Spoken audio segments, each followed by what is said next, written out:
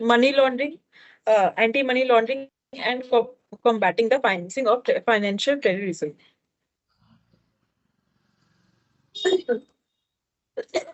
ये एक ऐसा टॉपिक है जो कि हम रोज हमने पूरी जिंदगी सुना ही होगा, काला धन कैसे उसको सफेद बनाया जाता है।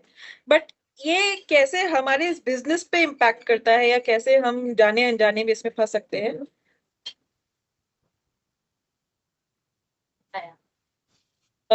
मेरे को क्या मेरी आवाज ऑडिबल है? चैट बॉक्स में अभी भी लोग लिख रहे हैं कि क्रैक यस हो रही है मैम। आवाज। नहीं मेरी मैम, आवाज प्रॉपर क्रैक आ तो नहीं रही हो है। रही है? क्लियर है?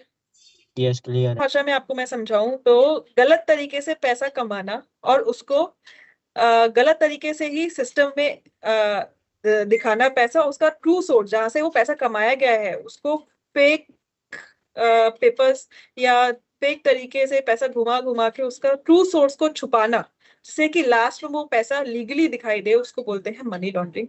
उसको बोलते हैं converting the black money into white money. ये जो टर्म है ये सिर्फ इंडिया में नहीं, पूरे पूरे वर्ल्ड में ही ये एक कंसर्न का एक रीजन है।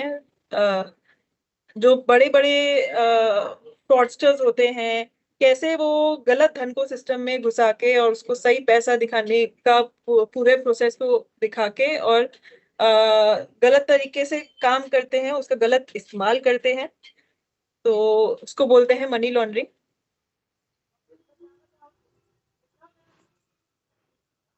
मनी लॉन्ड्रिंग की 3 स्टेजेस होती है। First placement, second layering, third integration. पहला जो स्टेज होता है उसको बोलते हैं प्लेसमेंट। ये सबसे इजी स्टेज है जहाँ पे गलत धन को पकड़ा जाता है सिस्टम में घुसने से।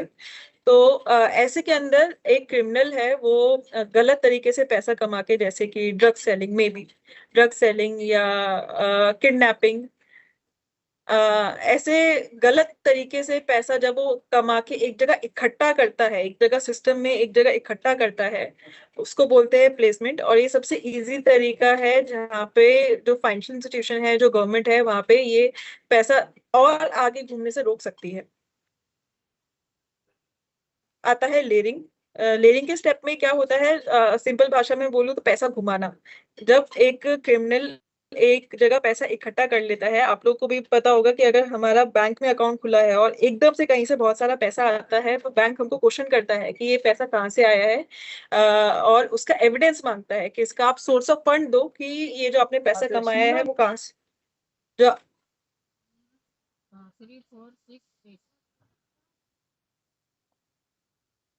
स्टेज आती है लेयरिंग की, जहाँ पे पैसा घुमाने की प्रक्रिया को लेयरिंग कहा जाता है। जब एक क्रिमिनल एक जगह पैसा इकट्ठा कर लेता है और उस पे कोई क्वेश्चन ना करे कि ये जो तुमने पैसा कमाया है कहाँ से कमाया है, तो वो पूरी कोशिश करता है कि मैं फटाफट इस पैसे को और फाइनेंशियल इंस्टीट्यूशन में घुमा दूं कि जिससे कि उसका जो अकाउंट है वो फ्रीज या लीन ना हो। तो ये जो प्रोसेस है, ये जैसे कि मैं बीच में थोड़ा रुक गई थी, कोई अनम्यूट पे था कि हाँ, जैसे कि एक अगर आप लोगों ने देखा होगा कि बैंक अकाउंट में कि एकदम से कहीं से एक जगह से बहुत ज्यादा इकट्ठा पैसा आता है, तो वहां पे केवाईसी के लिए सोर्स ऑफ फंड पूछता है बैंक कि आपका जो पैसा आया है इसका आप सोर्स दो कि आपने ये पैसा कहाँ से कमाया है। जैसे कि इकट्ठा अगर कहीं पैसा आता है तो मोस्टली लोगों का प्रॉपर्टी सेल करके पैसा आता है, तो उसके अंदर वो बोलते हैं कि अपना सेल डीड आप प्रोवाइड करो कि एज एन एविडेंस कि हाँ आपने पैसा यहाँ से आया है पैसा। या अगर कोई बड़ी इन्वेस्टमेंट करी है और वो एकदम से रिडीम होके आई है, जैसे कि शेयर, तो वहां पे भी बैंक पूछता है कि इसका सोर्स ऑफ फंड दो। अब अगर कोई क्रिमिनल है, उसने गलत पैसा कमाया है, तो वो वहां पे सोर्स ऑफ फंड क्या देगा कि मैंने पैसा कहाँ से कमाया, किडनैपिंग से या ड्रग सेल करके, तो ये चीज तो ठीक नहीं है। तो ऐसे में क्रिमिनल क्या करता है, वो पैसे को व्हाइट मनी में कन्वर्ट करने के लिए पैसा सिस्टम में घुमाता है, जैसे कि वो बहुत सारी अलग अलग अकाउंट में वो पैसा डाल देगा जो कि उसके नोन में ही होंगे, जिसको बोलते हैं मनी म्यूज। या वो क्या करेगा कि बाहर पैसा भेज देगा, जैसे कि हमारा इंडो नेपाल रेमिटेंस का काम है, तो तभी हम इस टॉपिक पे थोड़ा सा कंसंट्रेट कर पाते कर रहे हैं इस वक्त, क्योंकि हमारा जो पैसा है वो क्रॉस बॉर्डर जा रहा है। तो हम जाने अनजाने में कैसे इसके अंदर फंस सकते हैं और हमें कैसे नहीं फंसना चाहिए, उसके लिए तो हमने केवाईसी का पूरा प्रोसेस देख ही लिया है। तो अगर हम केवाईसी की प्रोसेस को ढंग से फॉलो ना करें तो हम इसमें से कौन सी प्रक्रिया में फंस सकते हैं, वो है लेयरिंग का, जहाँ पे कि पैसा घूम रहा है, क्योंकि हमारे थ्रू ही जो पैसा है वो कंट्री के बाहर जा रहा है, इंडिया के बाहर जा रहा है। तो या वो क्या करेगा कि अगर बहुत ही बड़ा शातिर दिमाग वाला होगा तो और बहुत सारा पैसा होगा तो वो क्या करेगा कि फेक कंपनीज खोलेगा, जिसको बोलते हैं शेल कंपनीज, और वहां पे ऐसे दिखाया है कि वहां पे उसका कारोबार चल रहा है, तो फेक पेपर्स बनाएगा। तो ऐसे करके जो पैसा घुमाने की प्रक्रिया को बोलते हैं लेयरिंग। लास्ट स्टेप आता है इंटीग्रेशन का। इंटीग्रेशन यानी कि जब क्रिमिनल के पास लास्ट में उसका अब जब पैसा इधर उधर घूम गया, लास्ट में जब जो क्रिमिनल है वो तो बोलेगा ना कि भाई अब मैंने इतना तो खा लिया, बट पैसा वापस में मेरे पास तो आए। तो लास्ट में जब पैसा क्रिमिनल के पास पहुंच जाता है तो उसको बोलते हैं इंटीग्रेशन, जहाँ पे जो उसका जो ब्लैक मनी है वो व्हाइट मनी, जो सफेद मतलब उसके ऊपर कोई भी, जब उसके पास एविडेंस आ जाता है कि जब से पूछा जाता है कि अब ये जो पैसा है ये आपने कहाँ से कमाया था, तो वो उसका प्रूफ दे पाए कि देखिए ये मुझे किसी कंपनी ने लोन दिया है, या मुझे ये फलाने इंसान ने भेजा है, या अगर क्रॉस बॉर्डर से आया है तो वहां पे एक एविडेंस हो जाता है कि हाँ ये पैसा मुझे यहाँ से मिला है। तो जब भी आप पैसे का सही सोर्स ऑफ फंड दे पाओ तो पैसा आने में गवर्नमेंट को भी कोई दिक्कत नहीं होती। लास्ट में जब क्रिमिनल को पैसा पहुंच जाता है तो उसको बोलते हैं last stage of money laundering, that is called integration. यहाँ पे तो लग्जरी एसेट्स जैसे कि गाड़ियां, हेलीकॉप्टर, ऐसे एक इमेज है यहाँ पे, एक सैंपल में हमने रखा है, इसको दिखा के और इसको खरीद के पैसा उसके पास अल्टीमेट फॉर्म में आ जाता है, तो वो होती है इंटीग्रेशन की स्टेज। और इंटीग्रेशन में बहुत ही मुश्किल हो जाता है पकड़ना कि मेन जो पैसे का जो ट्रू सोर्स ऑफ फंड था, कि मतलब वो असली में पैसा कहाँ से कमाया था, उसको छुपाया, वो छुप जाता है। तो इसलिए गवर्नमेंट कोशिश करती है कि ये सारे जो प्रोसेसेस हैं, जो प्रोसीजर्स हैं, ये इम्प्लीमेंट करती है, ये रूल्स लगाती है कि इतना ही पैसा जा सकता है, ये डॉक्यूमेंट्स की रिक्वायरमेंट होती है जिससे कि मनी लॉन्ड्रिंग हो पाए। अब लॉन्ड्रिंग तो हमने देख लिया टॉपिक, अब उस मनी लॉन्ड्रिंग को रोका कैसे जाए, तो उसके लिए लॉ बना है एंटी मनी लॉन्ड्रिंग का। मैं एक सेकंड, 1 मिनट का होल्ड लूंगी यहाँ पे। इन ऐसे क्रिमिनल्स को कैसे गलत पैसा, इलीगल जो पैसा है वो कमाने से रोका जाए, उसको बोलते हैं एंटी मनी लॉन्ड्रिंग।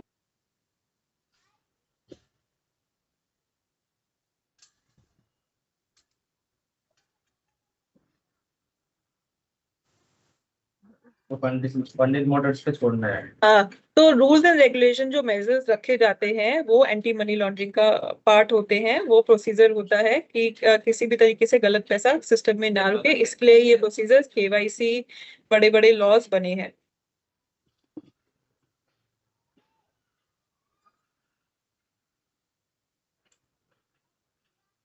मैं कॉल करता हूँ तो वो नीचे बैंकिंग बैंक होता है। टेररिस्ट फाइनेंसिंग यानी कि लोग ऐसे की ग्रुप ऑफ लोग जो कि दुनिया में आतंक फैलाने की कोशिश कर रहे हैं, जो जो दुनिया में आतंक फैला रहे हैं, लोगों का नुकसान कर रहे हैं। तो ऐसे कोई भी टेररिज्म के जो ग्रुप्स है, आ, उनको वो वो प्रक्रिया करने के लिए, वो गलत काम करने के लिए फंडिंग की रिक्वायरमेंट होती है। पैसा हर किसी को चाहिए, बिना पैसे के कोई काम नहीं करता है। तो ऐसे बड़े बड़े जो टेररिस्ट के जो ग्रुप्स हो गए, उसको अंजाम देने के लिए, जैसे कि टेररिस्ट एक्ट में आ जाते हैं आपके एग्जाम्पल में बॉम्बिंग या साइबर क्राइम भी टेररिस्ट फाइनेंसिंग का ही हिस्सा है।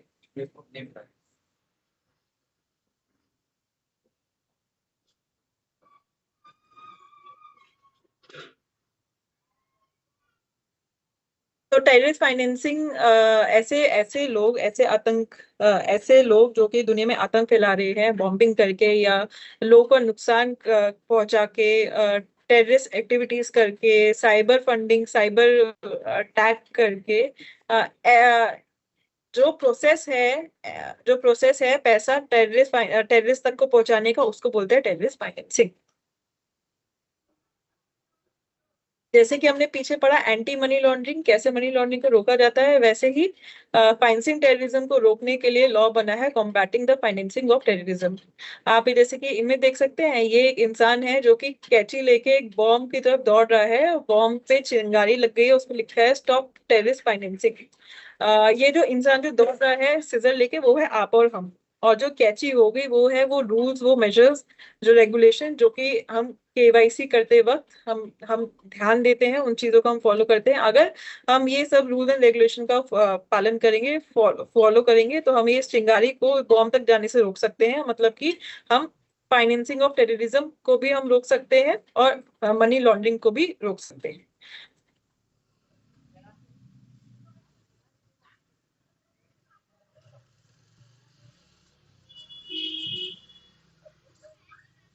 मेजर्स है एएमएल और सीएफटी के एक फाइनेंशियल सर्विसेज में। पहला है कस्टमर की आइडेंटिफिकेशन, यानी कि पहला हमारा केवाईसी हो गया, कस्टमर की आइडेंटिफिकेशन। अभी हमने देखा कि कस्टमर को आइडेंटिफाई करना, उसका उसकी डॉक्यूमेंट, उसकी आईडी डॉक्यूमेंट लेना, उसी का ही पैसा सही, उसका सही कमाया हुआ पैसा उसके परिवारजनों को पहुंचाना, ये सब केवाईसी का ही पार्ट हो गया। तो हमें आइडेंटिटी वेरीफाई करनी है सेंडर और रिसीवर दोनों की। जो रिसीवर यानी कि जिसको पैसा हमें वहां भेजना है, जिसको आउट ऑफ इंडिया नेपाल पैसा भेजना है, हमें उसकी उसके बारे में भी पूछताछ करनी है कस्टमर से कि आप जिसको भी पैसा भेज रहे हो अपने फैमिली मेंबर को भेजिएगा, वो आपके क्या लगते हैं, वही रिलेशन आप सिस्टम में डालिएगा। ट्रांजैक्शन मॉनिटरिंग, कोई आपको लग रहा है कस्टमर एक कोई ऐसा व्यक्ति है जो कि बार बार कस्टमर के साथ आ रहा है, हमेशा बस साथ में रहता है, तो वहां पे जब भी आपको कोई भी चीज झिझक लग रही है, आपको सस्पिशियस लग रहा है, तो वहां पे आप थोड़ा सा ध्यान देके कस्टमर की ड्यू डिलिजेंस ज्यादा करिएगा।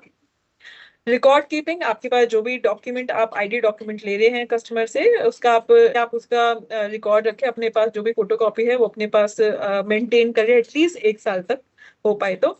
और जैसे और स्टाफ ट्रेनिंग में आप लोग को हो सकता है आपकी दुकान पे आप ना बैठते हो, या आपके कोई स्टाफ हो या आपके फैमिली मेंबर हो जो कि आपके काम में आपकी हेल्प कर रहे हो, तो आपको उनको भी ऐसे ही ट्रेनिंग, ऐसे ही इंस्ट्रक्शंस या ऐसे ही प्रोसीजर उनको समझाना है जैसे हमने आपको यहाँ पे समझाया है।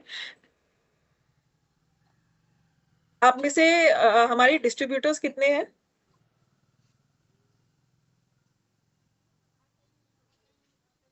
है जो कि हमारे साथ शॉप पे हमारे बिजनेस में हमारी हेल्प कर रहे हैं, तो हमारा ये जिम्मेदारी बनती है कि हम उनको भी सही तरीका बताएं और सही तरीके से केवाईसी कराएं। और साथ में अगर हमारे यहाँ पे कोई डिस्ट्रीब्यूटर है, डिस्ट्रीब्यूटर यानी कि उनके अंडर उनकी रिटेल की एक पूरी नेटवर्क है, चेन है, तो उनकी लाइबिलिटी भी हमारे ऊपर ही आती है। हमें अपने रिटेलर्स को भी, डिस्ट्रीब्यूटर एज अ डिस्ट्रीब्यूटर हमें अपने रिटेलर्स को भी ट्रेनिंग देनी है। तो ये कुछ मेजर्स है, फाइनेंशियल मेजर्स है एएमएल सीएफटी के।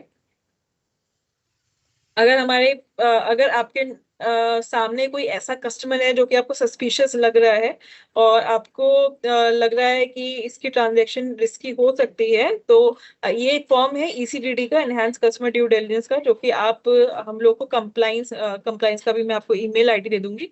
वहाँ पे आप हमको ईमेल करके ये फॉर्म मंगवा सकते हैं। इस फॉर्म में थोड़ी एडिशनल इंफॉर्मेशन है जो कि कस्टमर से हमको लेनी है, और वो हमें भर के आप कंप्लाइंस में मेल कर सकते हैं अगर आपको कोई कस्टमर कस्टमर सस्पिशियस लग रहा है तो।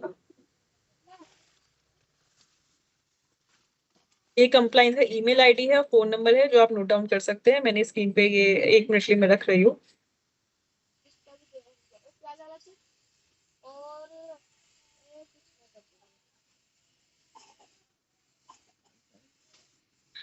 तकरीबन 18 एजेंट्स की अभी अटेंडेंस आई है।